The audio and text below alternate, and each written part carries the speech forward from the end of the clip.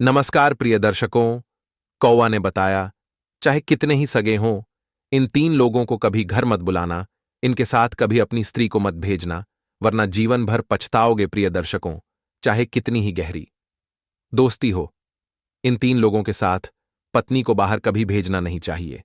प्रिय दर्शकों, बूढ़ा कौवा कहानी शुरू करता है और कहता है, प्राचीन समय की बात है। एक राज्य में राजा सूरसेन राज करते थे। राजा बहुत ही क्रूर और कामी था। उसका मन अक्सर सुंदर सुंदर स्त्रियों में लगा रहता था। उसी राज्य में एक गरीब मछुआरा भी रहता था, जो मछलियां पकड़कर अपने परिवार का पालन पोषण करता था। वह मछुआरा रोज समुद्र से लाई हुई मछलियां उसी गांव में बेच दिया करता था। एक दिन मछुआरा रोज की तरह नदी में मछली पकड़ने जाता है और उधर नागलोक में एक नागों का राजा था। नागेश अपनी पुत्री आनंदी को साथ लेकर नदी में विहार करने के लिए आ रहा था।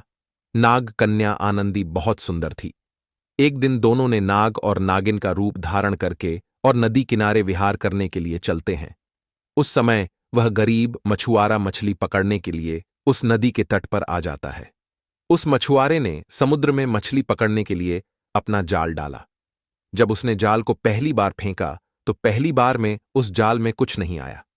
जब दूसरी बार मछुआरे ने जाल डाला तो दूसरी बार भी जाल खाली निकला। कुछ कंकड़ पत्थर ही उस जाल में फंसकर बाहर आए। मछुआरा मन में उदास हो गया, सोचने लगा कि आज मुझे कुछ नहीं मिलने वाला है। प्रिय मित्रों, मछुआरा हिम्मत करके तीसरी बार भी जाल को नदी में फेंकता है और उस जाल में नागेश फंस जाता है। उसकी बेटी थोड़ा पीछे चल रही थी, इसलिए वह जाल में नहीं फंसती। प्रिय मित्रों, मछुआरे ने जाल को बाहर खींचा तो उसमें एक सांप दिखाई दिया। आनंदी ने देखा और सोचने लगी, मछुआरा मेरे पिता को छोड़ेगा या मार डालेगा, अब तो मुझे ही कुछ करना होगा। फिर तो यही सोचकर वह नागिन सुंदर लड़की का रूप धारण कर लेती है। वह इतनी सुंदर बन जाती है कि जो कोई उसे देख ले तो उसे देखता ही रह जाए।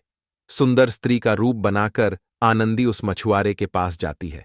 उस मछुआरे के पास में वह सुंदर स्त्री जाकर खड़ी हो जाती है और कहने लगी, हे मछुआरे, तुमने जिस सांप को बंदी बनाया है वह मेरे पिताजी हैं।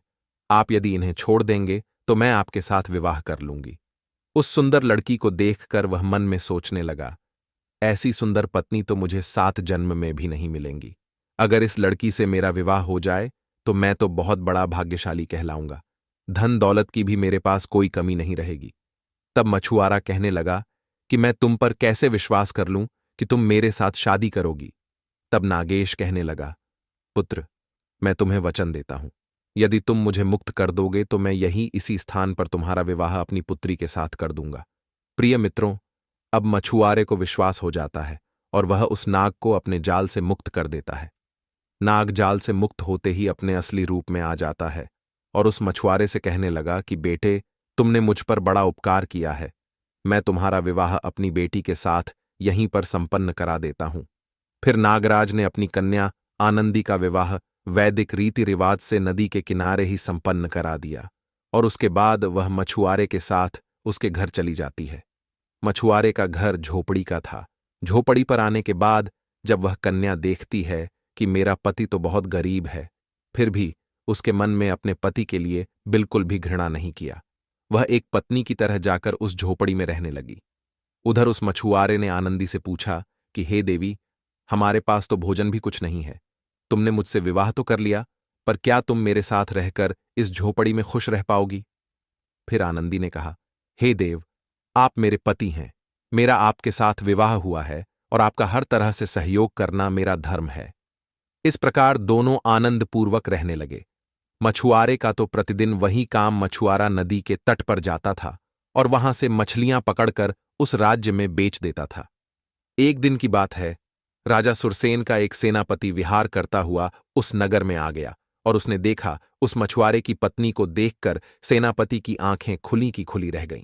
पहले वह सैनिक सोचने लगा कि इतनी सुंदर स्त्री, इसके सामने तो राजा की रानी की भी सुंदरता धूमिल है। उसने पड़ोसियों से पूछा कि ये स्त्री कौन है जो मछुआरे के साथ बैठी है। लोगों ने बताया कि साहब, वह तो उस मछुआरे की पत्नी है, अभी कुछ दिन पहले ही तो उसकी शादी हुई है। सेनापति ने सोचा, यह तो हमारे महाराज की रानी होनी चाहिए।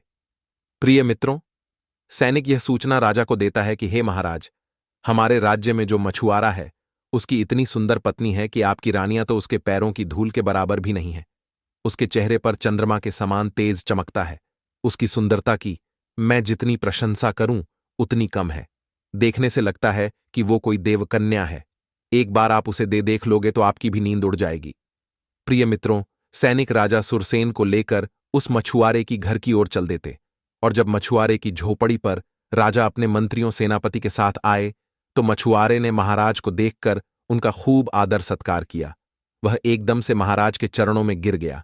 कहने लगा, हे भगवान, आपने मेरे घर पर पधारने का कैसे कष्ट किया, मुझे बता देते तो मैं स्वयं चला आता। तब राजा ने उस मछुआरे से कहा, हे मछुआरे, तुम्हें इतनी सुंदर पत्नी कहां से मिली? यह तो किसी राजा की रानी मालूम पड़ती है।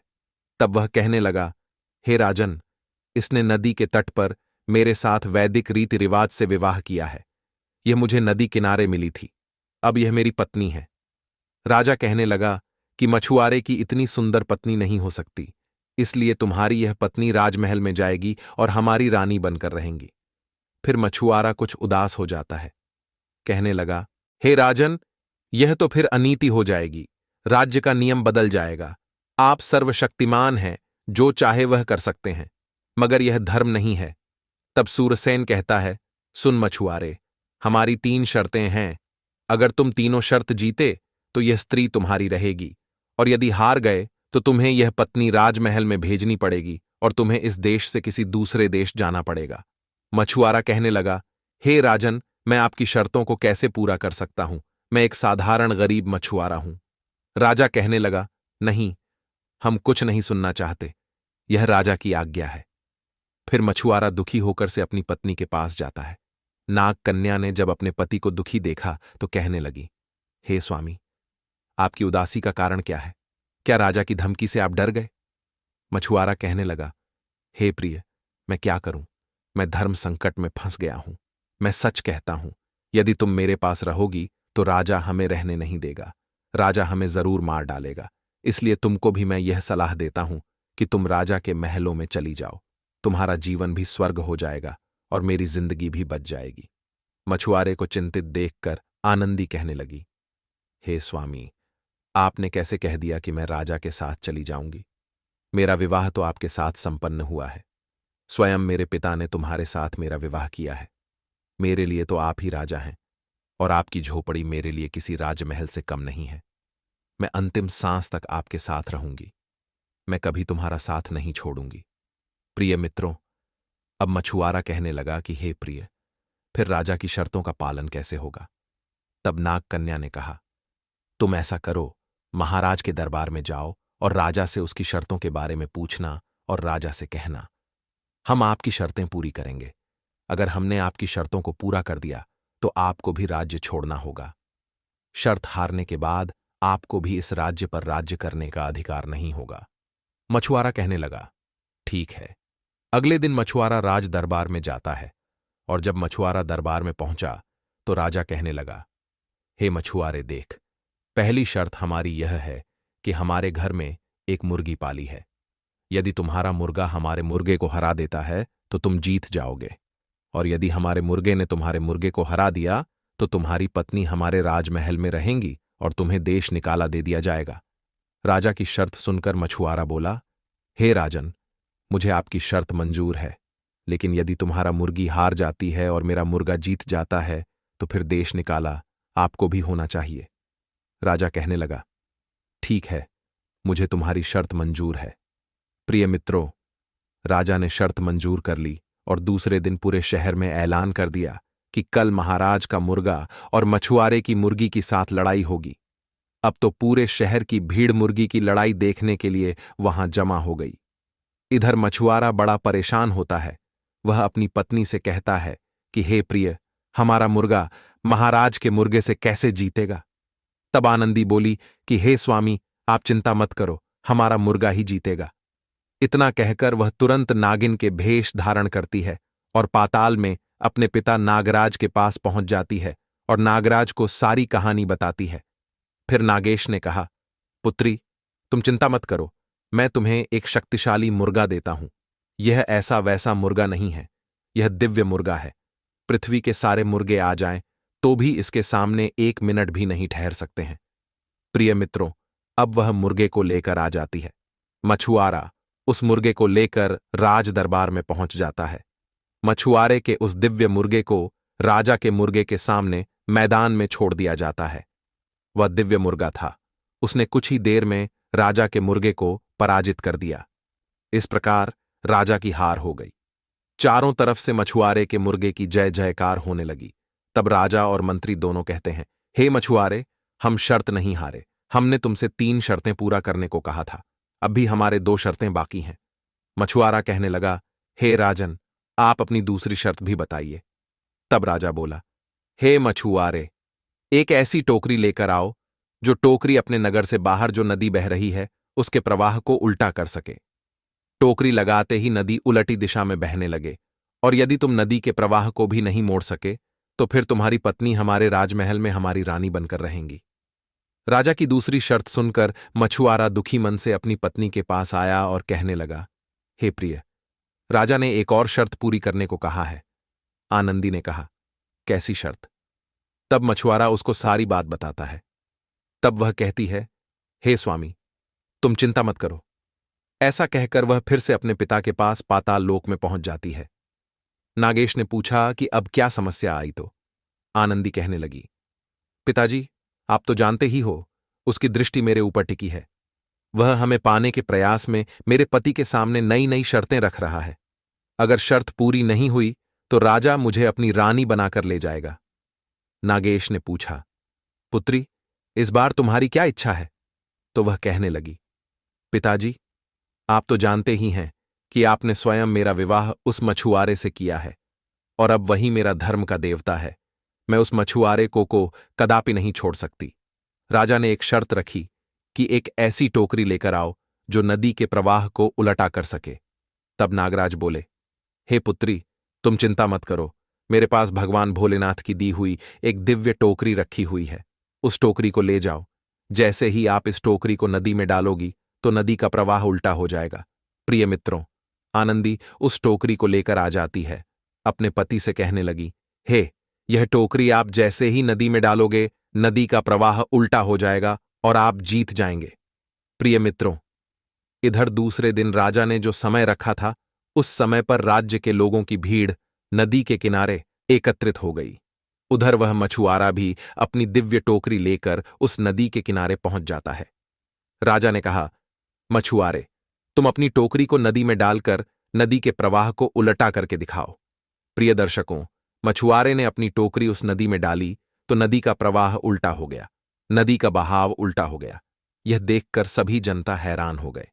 सारे लोग कहने लगे, मछुआरा विजय हो गया और आप हार गए। राजा कहने लगा, ठीक है, मेरी एक आखिरी शर्तें हैं। यदि तुम विजय हो गए तो तुम इस देश के राजा बन जाओगे, और यदि मैं जीत गया तो तुम्हें देश निकाला दे दूंगा और तुम्हारी पत्नी हमारे राज्य की शोभा बनेगी। मछुआरे ने कहा, हे राजन, आप अपनी तीसरी शर्त बताओ। तब राजा कहता है, हे मछुआरे, हमारी तीसरी शर्त है कि तुम्हें हमारे साथ युद्ध लड़ना पड़ेगा। इस लड़ाई में जो विजेता होगा वो यहां का राजा बनेगा, और जो हार जाएगा वह इस देश को छोड़कर चला जाएगा। प्रिय मित्रों, युद्ध की बात सुनकर मछुआरा घबरा जाता है। सोचने लगा कि 2 शर्तें तो मैं जीत गया हूं अपनी पत्नी की वजह से, लेकिन राजा की तीसरी शर्त कैसे जीत सकूंगा? यह तो राजा है, इसे तो युद्ध कला का पूरा ज्ञान है, और मैं कहां एक मछली पकड़ने वाला जाल फेंकने के अतिरिक्त मैंने कुछ किया ही नहीं है। तो अब मछुआरा दुखी मन से अपनी पत्नी के पास आता है। नाग कन्या पूछने लगी, हे स्वामी, क्यों चिंतित हो? तब मछुआरा बोला, हे प्रिय, राजा ने 2 दिन का समय दिया है और कहा है कि तीसरे दिन तुम्हें युद्ध के मैदान में हमसे युद्ध करना है। तुम्हारे पास जितनी सेना हो, सेना लेकर आ जाओ। जो विजय होगा वो यहां का राजा बनेगा, और जो पराजित हो जाएगा वो यह देश छोड़कर भाग जाएगा। आनंदी बोली, आप घबराओ मत, मैं तुम्हारे साथ हूं, तब तक तुम्हें डरने की कोई जरूरत नहीं। प्रिय मित्रों, नाग कन्या ऐसा कहकर अपने पिता के पास पहुंच जाती है और पिता से कहती है, हे पिताजी, अब राजा ने आखिरी शर्त रख दी है कि मेरे पति को उससे युद्ध करना होगा। अगर युद्ध में वो हार गए तो उन्हें देश निकाला दे दिया जाएगा और मुझे राजा अपनी पत्नी बना लेगा। मैं बहुत चिंतित हूं। तब नागेश कहता है, पुत्री, तुम दुखी मत हो। मेरे पास भगवान भोलेनाथ का दिया हुआ रस्सी और सोटा है। इस रस्सी और सोटा की मदद से राजा और राजा की पूरी सेना को पराजित किया जा सकता है। प्रिय मित्रों, इस प्रकार नागेश ने वो रस्सी और सोटा अपनी पुत्री को सौंप दिया। वह उसे लेकर अपने पति के पास आ गई और बोली, स्वामी, आपके सामने चाहे कितनी ही विशाल सेना आ जाए, आप इस रस्सी और सोटा की मदद से उन सबको हरा सकते हो। तुम्हें सिर्फ इतना कहना है, बंद रस्सी और मार सोटा।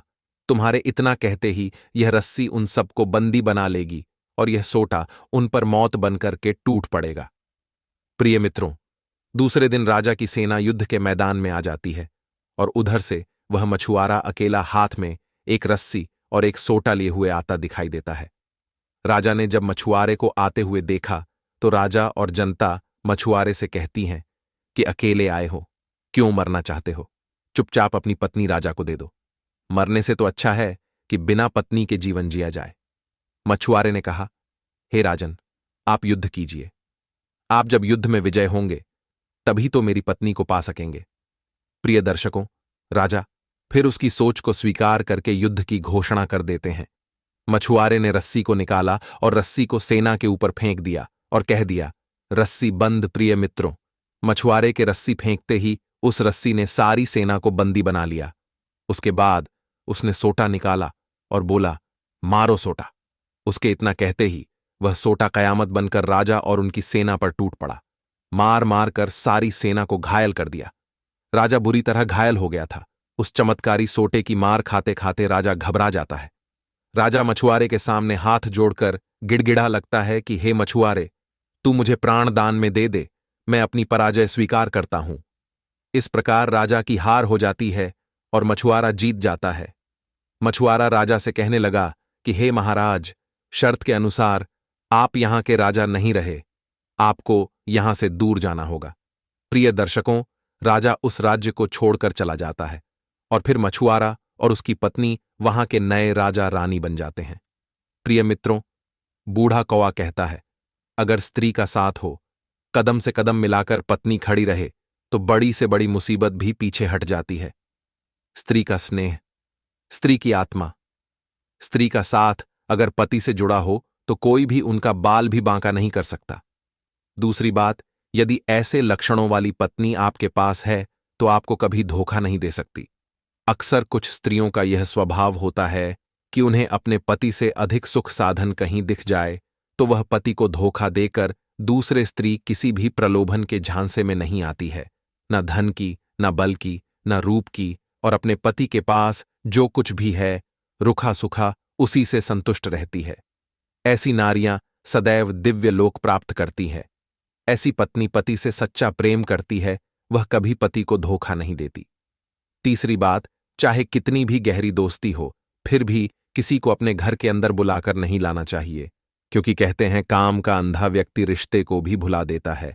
और न कभी अपनी पत्नी को ऐसे लोगों के साथ बाहर भेजना चाहिए जो अपरिचित हो, जो गंदे चरित्र वाले हों, जो एक उम्र और एक अवस्था के हो, खूबसूरत हो, क्योंकि यह शैतान मन कभी भी अपनी नीयत बदल सकता है। तो प्रिय मित्रों, आज की ये वीडियो आपको अच्छी लगी हो तो हमारे चैनल पवित्र मार्ग को सब्सक्राइब करें। मिलते हैं अगली वीडियो। धन्यवाद।